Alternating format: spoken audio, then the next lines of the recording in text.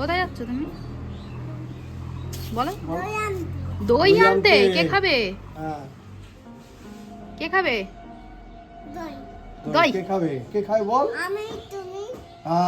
এই তো সুন্দর। টাটা চলো টাটা দে। Tata tata.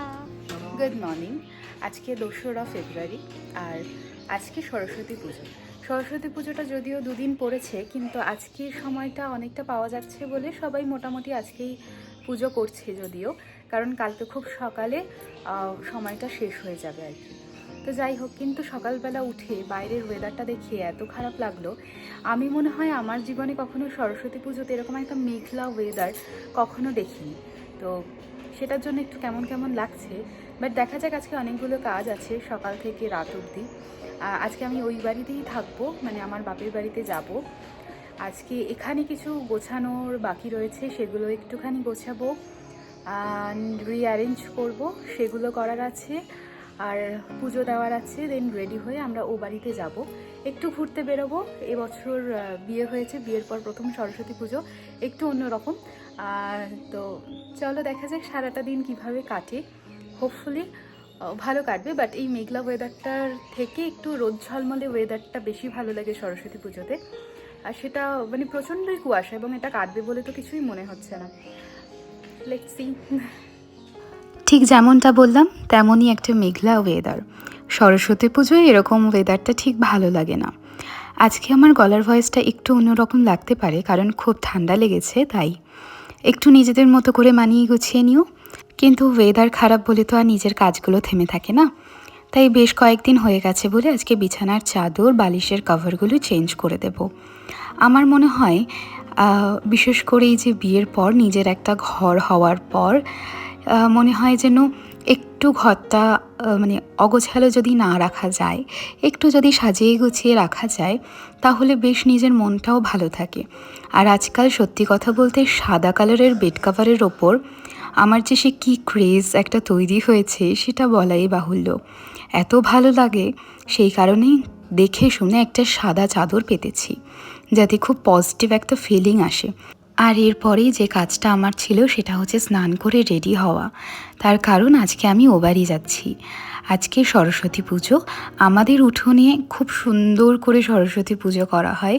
সকলে মিলে এক জায়গায় সরস্বতী পুজো করে, বাচ্চারা সবাই ভীষণ আনন্দ করে, ভীষণ মজা করে। বিয়ের পর এই প্রথম বছর সরস্বতী পুজো কাটাচ্ছি। আর একদম সদ্য বিয়ে হওয়ার পরপরই সরস্বতী পুজোটা এসেছে, তাই একটা অন্যরকম ব্যাপারও আছে বটে। তাই সকাল সকাল আমি একটু রেডি হচ্ছি, রেডি হয়ে তারপরে ওই বাড়িতে যাব। আর আজকে আমার জোর ভাঙা, ও আমাকে দিয়ে আজকে চলে আসবে, আর আজকের রাতটা আমি ও বাড়িতেই কাটাবো। তারপর কাল একসাথে ফিরে আসব মা বাবার সাথে। আর এখন আমাদের অনুষ্ঠান লেগেই রয়েছে, বাড়িতে বলো, আমাদের এই বাড়িতে বলো, ও বাড়িতে বলো, কিছু না কিছু একটা লেগেই রয়েছে। মানে 5 তারিখে আমরা ফিরবো, মানে আমরা যাব উড়িষ্যা। তো তার আগে অবধি মোটামুটি কোনো না কোনো প্রোগ্রাম আমাদের কেউ না কেউ অ্যারেঞ্জ করছেই করছে। এবারে রেডি হয়ে যাচ্ছি আমাদের বাড়িতে, গিয়ে দেখি মোটামুটি পুজোর তোড়জোড় সব শেষের পথেই।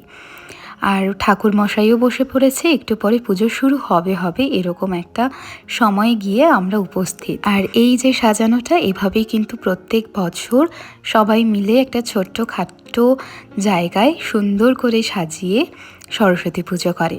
আর তার সাথে চলে এই দুপুরে আমাদের ভোগ প্রসাদের প্রস্তুতি, যাতে থাকে খিচুড়ি, আর আজকে ছিল বাঁধাকপির তরকারি। তার মধ্যে এই ঘরেও কিছু জিনিস করে দিতে হচ্ছে ওদেরকে। আসলে একা হাতে এত কম সময়ে সবটা করা তো সম্ভব নয়, তাই ঘরেও কিছু কিছু জিনিস করে দেওয়া হচ্ছে। মানে ওই ছোট ছোট ধরো ভাজাগুলো, বা এই যে নারকেল কুচি ভাজা, মটরশুঁটি ভাজা, এই জিনিসগুলো, বাদাম ভাজা। আর তার সাথেই চলে দুপুরের মহাভোজ আমাদের। আর সত্যি কথা বলতে এবছর প্রথম বিয়ের পর সরস্বতী পুজো বলে কথা, একটু ঘুরতে না বেরোলে কি হয়। তাই অনেক দিন তো বেরোনোও হয় না, বিয়ের কদিন আগে থেকে শুরু করে বিয়ের পর একদমই বেরোনো হয়নি। সেই কারণে ওকে বললাম চল একটু গঙ্গা থেকে ঘুরে আসি। তাই দুজনে মিলে একটু গিয়েছিলাম গঙ্গার দিকে ঘুরতে। একদিকে আসলাম ঠিকই, কিন্তু এসে ঠিক ভালো লাগলো না, আসলে এতটা মেঘলা ওয়েদার তো। তারপরে আমরা সেখান থেকে ব্যাক করে আবার আরেকটা দিকের গঙ্গায় গিয়েছিলাম, যেটা আমাদের এখানে মুকুন্দনগর বলে আর কি। তো সেখানে গিয়ে একটুখানি স্টে করেছিলাম। আর যেতে যেতে এত সুন্দর মানে দুধারের ক্ষেত, তার মধ্যে সর্ষে ফুল বা ধনেপাতা, এখন এই যে ডান পাশের যে যত সাদা সাদা ফুলগুলো দেখতে পাচ্ছ এগুলো সমস্তই ধনেপাতা। তো এগুলো দেখতে দেখতে আসতে বেশ ভালো লাগে। এসেই দেখলাম বেশ লোকজনের সমাগম, প্রচুর ছেলেমেয়েরা এসেছে, নিজেদের মধ্যে গল্পগুজব, ঘোরা, এদিক ওদিক, খাওয়া দাওয়া সব কিছুই চলছে। কিন্তু এসে সবার আগে আমরা খেয়েছিলাম ফুচকা। তার কারণ দুজনেরই ঠান্ডা লেগেছিল বটে, তেঁতুল জলটা অ্যাভয়েড করলেই বেটার হতো, কিন্তু তাও ওই যে লোভ সামলানো যায় না ফুচকা দেখলে, তাই সেটা খেয়েই বাড়ি এসেছিলাম। আর তারপরে এসে একটু খাওয়া দাওয়া করে সন্ধ্যের দিকে শুরু হয়েছিল আমার কাকিমার বার্থডে সেলিব্রেশন। সেই দিনই ছিল আমার কাকিমার বার্থডে, তো সেই জন্য সকলে মিলে একটু সেলিব্রেট করা হয়েছিল। আর কাকিমা যে এই গলার সেটটা বা শাড়িটা দুটো পরে আছে, এগুলো আমি দিয়েছিলাম, একটা আমার বিয়ের পর আর একটা বার্থডে উপলক্ষে আর কি।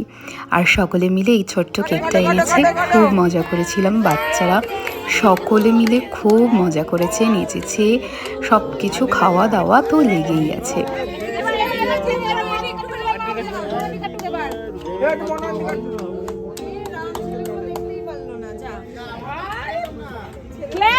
সবাই মিলে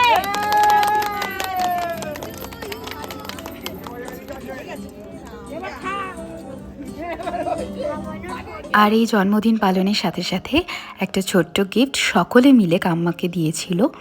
আর সেটা হচ্ছে একটা ননস্টিকের কড়াই। এটাও বেশ ভালো এবং কাজের একটা জিনিস। এই সব জিনিসগুলো উপহার হিসেবে পেতে বেশ ভালোই লাগে। এটা না আমার বিয়ের পরে মনে হয়েছে আর কি, যে রান্নাঘর, রান্নাবান্না বা নিজের একটা ছোট্ট ঘর, এগুলো না খুব শখের একটা জায়গা। তো সেইগুলো সাজানোর জন্য যদি কেউ কোনো কিছু উপহার দেয়, সেটা না অনেক বেশি ভালো লাগার। তো আজকে আমাদের দিনটা এভাবেই কাটলো। তোমাদের সাথে আবার দেখা হবে পরের ব্লগে।